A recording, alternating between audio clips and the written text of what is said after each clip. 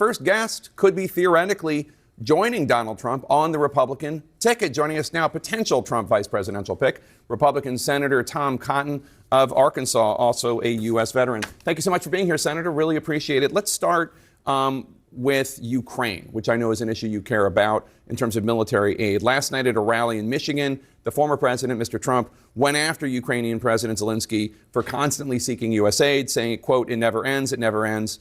This is a criticism that comes after he reportedly told House Republicans when he was on the Hill the other day that the money the U.S. is sending to Ukraine isn't worth it, and asked, quote, "If Ukraine wins, what will be the benefit," unquote. Now, you've been a strong supporter of military aid to Ukraine to fend off Putin's war.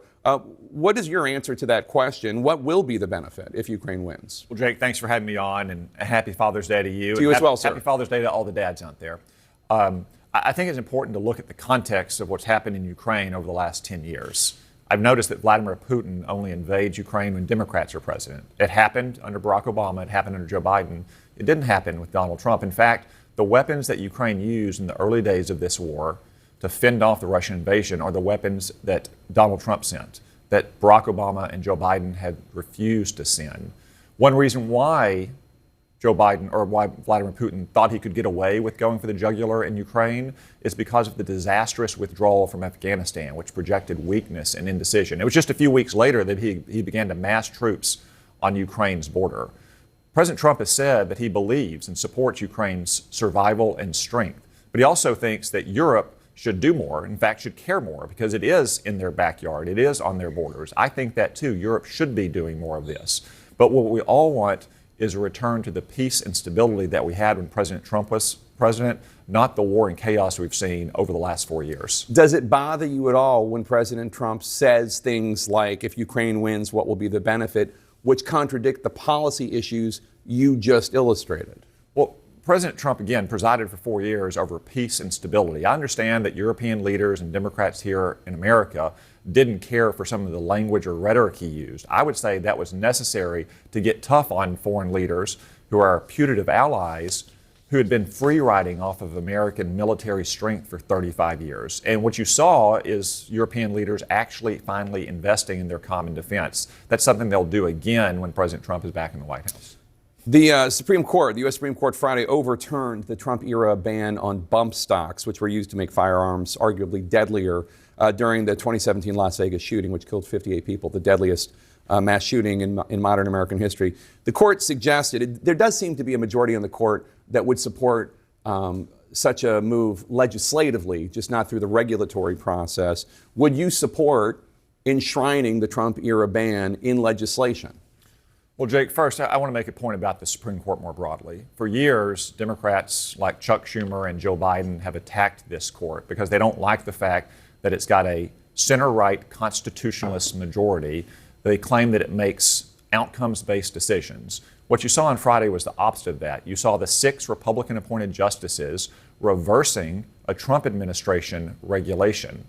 That's the opposite of outcomes-based judging. They focus on the text and the meaning of statutes and of our Constitution exactly as they should. Now, on the legislative question, I would suggest before we infringe on the rights of law-abiding American citizens, we should crack down on violent crime and gun crimes. I've introduced numerous bills that would extend sentences for gun felons. The Democrats won't join me because they don't believe in harsh criminal penalties. Or maybe we should close our border where we've had so many criminal aliens crossing. We just recently learned that the murderer of Rachel Marin, a beautiful young mother of 5, was a savage degenerate from El Salvador who raped and beat her after doing something similar in El Salvador. Yet Joe Biden, rather than getting serious about immigrant crime, is about to give amnesty to more than 1 million illegal aliens. That's what we should be doing before we start threatening the rights of law-abiding American citizens. So you think that banning bump stocks is an infringement on the Second Amendment? I think it treads close to the line. You'd want to look at the legislative language, but more than anything, what we need to do to stop crime in this country is to get tough on crime. Look what just happened across the street from the White House. You had a bunch of pro-Hamas lunatics engaged in violent protests defacing the statues of great American veterans, a black letter violation of American law. There was not a single arrest of those protesters, of those hooligans who were attacking statues, who even injured a law enforcement officer. That's to say nothing of the prosecutors we see all across this country, elected as Democrats, who are not serious about prosecuting violent crime. I want to play something you told me the last time you were on the show, which was, believe it or not, September 2020, after Donald Trump, then the president, had just cast doubt on whether he would ultimately support the peaceful transfer of power should then Vice President Biden win. Take a listen. It's really quite alarming to a lot of Republicans, his refusal to say, of course, if I lose, I will abide by a peaceful transfer of power. He's since said that if there's a clear winner, if this courts settle a contested election, that of course he will. But the premise of the question that you just played me, Jake, is the president's going to lose. I don't think the president's going to lose. The president is going to win. It's a prediction that didn't age very well. Not only did President Trump lose, he did not accept the court-settled contested election, as you phrased it, or abide by the peaceful transfer of power. Jake, first, I think I need to come on more often because there's a big difference between how we looked 4 years ago and you haven't aged. I have quite a bit. Now. I have quite a bit, but yes.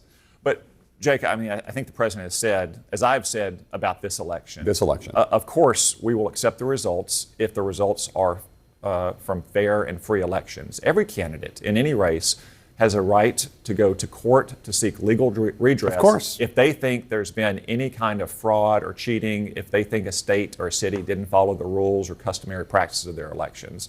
I think that that's reasonable for President Trump to say. It's reasonable for any candidate for any office in America to believe. I don't disagree, but that's not what happened in 2020. I mean, he contested it up to the U.S. Supreme Court, and then it went past that, as you know. Well, look, what happened on January 6, 2021 is that there was a protest in Washington that got out of hand and it became a riot. And as I've said from the very beginning, anyone who injured a law enforcement officer or committed acts of violence on January 6th at the Capitol should be prosecuted and face severe consequences. Again, that's unlike Democrats who won't prosecute violent protesters, for instance, from Democratic street militias outside the homes of Supreme Court justices or defacing statues of veterans right across from the White House.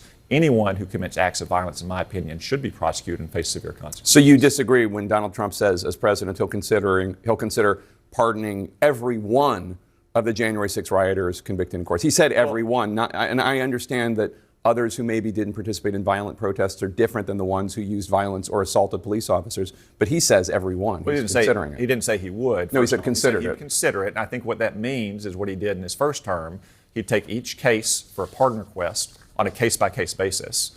And I do think there's a strong case for many of the defendants to be pardoned because they didn't engage in acts of violence, they didn't damage federal property. In some cases, they were subject to pretrial detention for a longer period than the sentences for the misdemeanor crimes that they faced.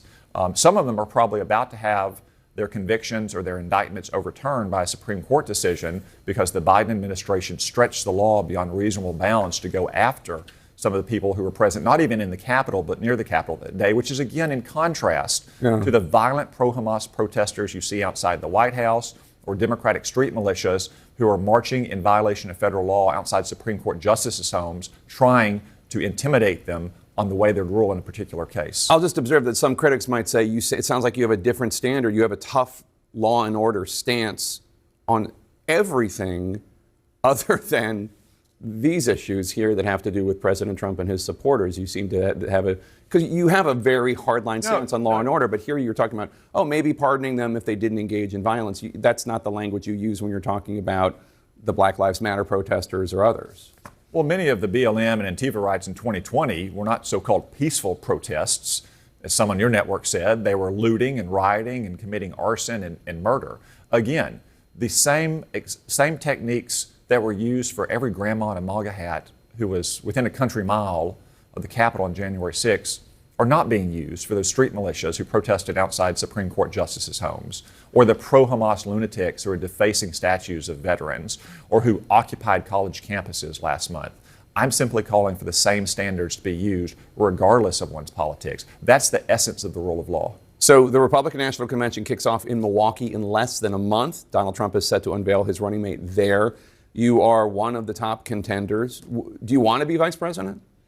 Well, I think if the president asked you to serve in any capacity our great nation, you'd have to consider it. But I also know that there's probably only one person who knows who's on his short list, and I suspect the president will make a decision about his vice president when he's ready, and it'll be a good decision for him and the ticket, but more importantly, a good decision for the country. But you would say yes if he asked?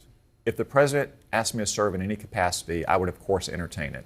But right now, I'm very happy being a senator representing the people of Arkansas and working to elect President Trump and a majority of the Congress so we can begin to repair some of the damage that Joe Biden and the Democrats have inflicted over these last 4 years. I hope you have a great Father's Day with your two boys and your wife. Thanks so much for joining us, and happy Father's Day, sir. Thank you, Jake.